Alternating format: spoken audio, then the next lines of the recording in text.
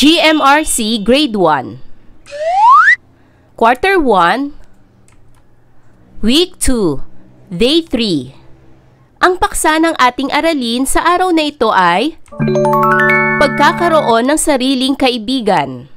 Matatag curriculum. Hello kids, it's me, Teacher Frel. Don't forget to subscribe, like, and share, and hit the notification bell for the latest video. You can also follow my Facebook page, Teacher Frel TV. Sa araw na ito ay pag-aaralan natin sa asignaturang GMRC ang pagkakaroon ng sariling kaibigan. Layunin: nasasabi ang mga wastong paraan sa pakikipagkaibigan. Naipaliliwanag na ang pagkakaroon ng kaibigan ay ang pagtanggap ng pagkakapareho at pagkakaiba ng mga tao. Nakapagpapahayag ng mga wastong paraan ng pagkakaibigan. Halimbawa, paggamit ng magagalang na pananalita, pag-unawa sa pagkakaiba-iba, at wastong pagtawag sa pangalan. At naipakikita ang pagiging totoo sa pamamagitan ng mabuting pakikipag-ugnayan sa kapwa. Sa araling ito ay inaasahan na maipahayag ninyo ang mga wastong paraan ng pagkakaibigan gamit ang magagalang na pananalita, pag-unawa sa pagkakaiba-iba, at wastong pagtawag sa pangalan. Kahapon ay tinalakay natin na ang pagkakaroon ng kaibigan ay ang pagtanggap ng pagkakapareho at pagkakaiba ng mga tao. Ngayon naman ay ating pag-aaralan ang mga wastong paraan ng pagkakaibigan gamit ang magagalang na pananalita, pag-unawa sa pagkakaiba-iba, at wastong pagtawag sa pangalan. Pagmasdan ang larawan sa ibaba. Ano ang nakikita mo sa larawan? Tama! Ang larawan ay ang iba't ibang itsura ng mga bata. Bakit kaya iba-iba ang itsura ng mga bata sa larawan? Tama! Sapagkat iba-iba ang kanilang lahi. Mahalaga ba na tanggapin ang pagkakaiba-iba ng ating kapwa? Bakit? Mahalaga na tanggapin ang pagkakaiba-iba ng ating kapwa sapagkat bawat tao ay may kanya-kanyang katangian, paniniwala, kultura at karanasan. Ang pagtanggap sa pagkakaiba-iba ay isang paraan ng pagbibigay galang sa kanilang pagkatao. Pagmasdan naman ang sumunod na larawan. Anong makikita mo sa larawan? Tama! Mga batang nag-aabot ng kanilang regalo sa may kaarawan. Ano kayang salita ang sinabi ng may kaarawan sa mga nagbigay ng regalo? Tama! Ang ginamit niyang salita ay salamat o thank you bilang pagpapahayag niya ng pasasalamat sa kanyang natanggap na regalo. Pagmasdan naman ang pangatlong larawan. Ano ang makikita ninyo sa larawan? Tama! Makikita sa larawan na tinawag ng batang lalaki sa pamamagitan ng pagpito ang batang babae. Tama ba na pituhan ang tao na gustong tawagin? Hindi tamang pituhan na lamang ang tao na gustong tawagin. Mas mabuti na tawagin ang kanyang pangalan. Ang paggalang ay ang pagpapakita ng mataas na pagpapahalaga, konsiderasyon at maayos na pagtrato sa kapwa-tao, anuman ang kanilang edad, katayuan sa buhay o paniniwala. Ito ay isang magandang kaugaliang Pilipino na pakikipagkapwa-tao. Ang mga magagalang na pananalita na karaniwang ginagamit sa pakikipag-usap, lalo na kapag nakikipag-usap sa matatanda, gaya ng magandang umaga po, magandang hapon po, o magandang gabi po. Kumusta po kayo? Maraming salamat po. Pagsagot ng po at opo. Pasensya na po. Maaaring maipahayag ang paggalang sa magkakaibigan sa pamamagitan ng paggamit ng magagalang na pananalita o pantawag, maging sa pag-unawa sa pagkakaiba-iba ng paniniwala, relihiyon, mga interes, mga gusto at marami pang iba. Ang paggalang ay maipapakita rin sa kaibigan sa pamamagitan ng pagtawag sa kanyang tunay na pangalan at pag-unawa sa kanyang kalagayang pisikal at katayuan sa buhay. Ugaliin ang paggalang sa mga kaibigan at kapwa sapagkat ito ay mahalaga.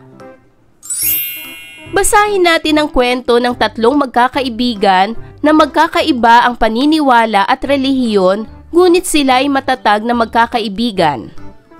Ang pamagat ng ating kwento ay Matatag na Magkakaibigan.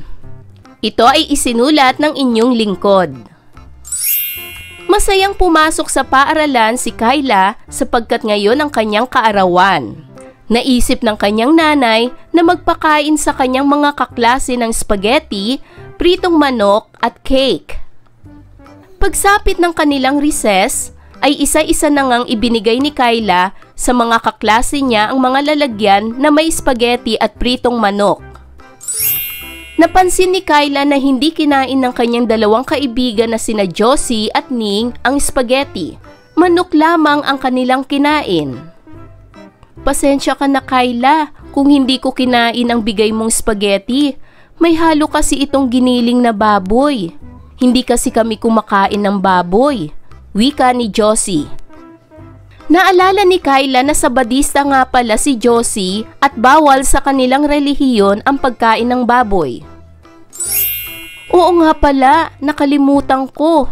Nauunawaan ko, Josie. Walang problema sa akin. Dadagdagan ko na lang ang pritong manok mo at cake para mabusog ka. Sagot naman ni Kyla. Ako rin, Kyla. Hindi ko nakain ang spaghetti dahil may giniling na baboy pala ito. Alam mo naman, isa akong Muslim. Sabi naman ni Ning.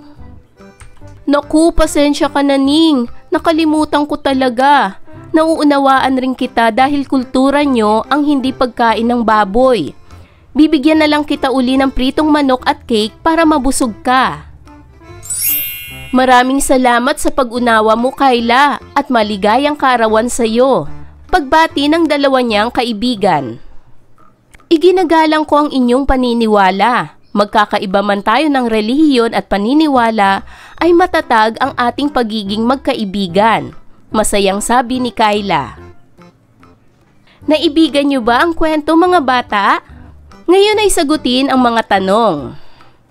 Sino-sino ang magkakaibigan? Tama! Sila ay sina Kyla, Josie at Ning. Pangalawang tanong, bakit hindi kinain ni Josie at Ning ang spaghetti? Tama!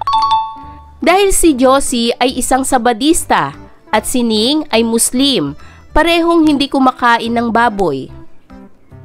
Pangatlo, nagtampo ba si Kyla sa kanyang mga kaibigan? Tama! Hindi po, sapagkat naunawaan niya ang kanilang paniniwala. Pang-apat na tanong, paano tinanggap ni Kyla ang paniniwala ng dalawang kaibigan? Tama! Tinanggap niya ito ng buong pag-unawa niya at buong puso sapagkat siya ay may respeto sa kanilang paniniwala. At panglima, kung ikaw si Kyla, igagalang mo rin ba ang pagkakaiba-iba ng paniniwala ng iyong mga kaibigan? Bakit? Para sa aking halimbawang sagot, igagalang ko rin po ang paniniwala ng aking mga kaibigan dahil mahal ko sila bilang kaibigan ko. Ngayon ay dumako na tayo sa pagsasanay bilang isa. Iguhit sa sagutang papel ang masayang mukha kung ang pangungusap ay nagpapahayag ng wastong paraan ng pakikipagkaibigan at malungkot na mukha kung hindi. Unang bilang, pagpilit na kumain siya ng pagkain na bawal sa kanilang relihiyon.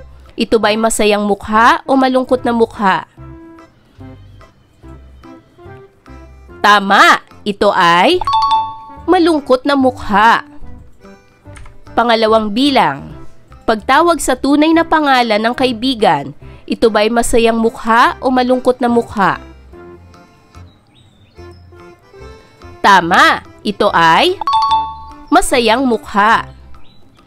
Pangatlo, pagtawa sa kanyang kinalakihang kultura, ito ba'y masayang mukha o malungkot na mukha? Tama, ito ay malungkot na mukha. Pang-apat, pagbabahagi ng pagkain sa kaibigan, ito ba'y masayang mukha o malungkot na mukha? Tama, ito ay masayang mukha. At pang-lima, pagbibigay ng suporta sa kaibigan, ito ba'y masayang mukha o malungkot na mukha? Tama, ito ay masayang mukha.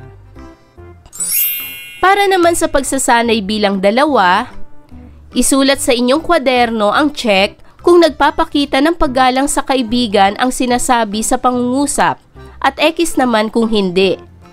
Unang bilang, aalalayan ko ang aking kaibigang hirap sa paglalakad. Ito ba ay check o X? Tama, ito ay check. Pangalawa, sasabayan kong kumain ng aking kaibigan sa kantina. Ito ba ay check o X? Tama, ito ay check. Pangatlo, sisigawan ko ang aking kaibigang napakaingay. Ito ba ay check o X? Tama, ito ay X. Pang-apat, kukumustahin ko ang aking kaibigang 2 araw nang hindi pumapasok. Ito ba ay check o X? Tama, ito ay check.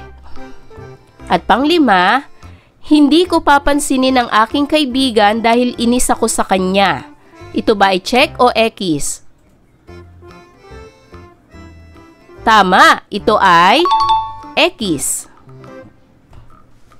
Tandaan, maaaring maipahayag ang paggalang sa mga magkakaibigan sa pamamagitan ng paggamit ng magagalang na pananalita o pantawag. Maging sa pag-unawa sa pagkakaiba-iba ng paniniwala, relihiyon, mga interes, mga gusto at marami pang iba. Ang paggalang ay maipapakita rin sa kaibigan sa pamamagitan ng pagtawag sa kanyang tunay na pangalan at pag-unawa sa kanyang kalagayang pisikal at katayuan sa buhay. Ugaliin ang paggalang sa mga kaibigan at kapwa sapagkat ito ay mahalaga. Ayan mga bata, naunawaan niyo ba ang ating aralin sa araw na ito? Kung ganon, magaling! Mga bata, sana'y marami kayo natutunan sa ating aralin. Hanggang sa susunod na video lesson, paalam! Thanks for watching!